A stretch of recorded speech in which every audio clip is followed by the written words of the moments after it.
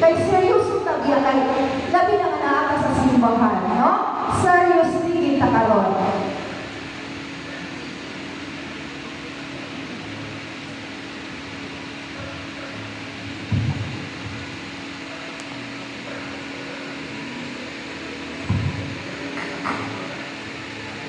Maayo ang daw sa tanan sa mga amahan. Sa atong tanan na nagatapos karon sa mga computer o graduate, gusto na mo maghatag o usa ka espesyal na pasalamat sa atong mga bilanggan amahan. Dili nga adlaw, dili lang usa ka selebrasyon sa among karambusan, kundi usa-usa o pasalamat o pagdayeg sa inyong mga sakripisyo o gugma.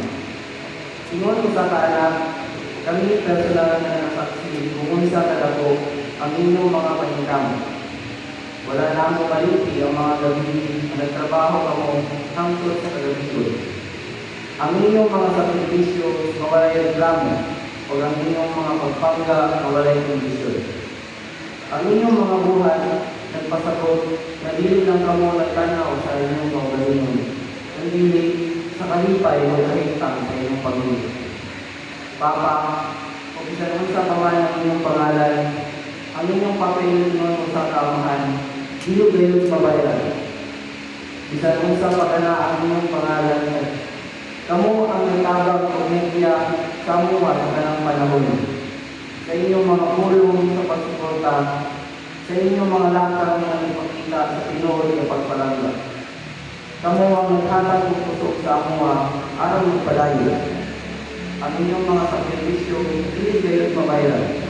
Pero ang inyong mga anak, mga paningkamot na maghatag o kalipay o garang o kanino.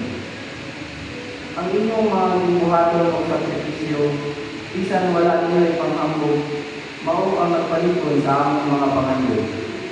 Dili sa iyon, ang magpuyo inyong usa ka amahan, nga magatiman o pag-amuma sa mga anak o pamilya.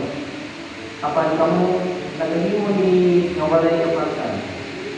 Ang inyong dugma, dili lang usa ka pulong, kundi usa ka aksyon na maghatag ng kalingon sa inyong mga anak. Sa ngalan sa mga anak na nagatapos karon, kami nagpasalamat sa inyong pagsakripisyo. Bisan pa man sa kalisod o pagsulay, kamo ang nagpagga o naghatag o kahayag sa among dalan. Ang inyong mga paningkamot, magpapadayon na maghatag o iya sa mua sa pag-abot sa mga hangin o oportunidad sa pinangulit. Karon kami nagatapos, gusto namin ipakita ang inyong pasalamat inaagin sa pagpadayon ng pagpaningkamot o paghatag o garbo sa inyong mga paningkamot.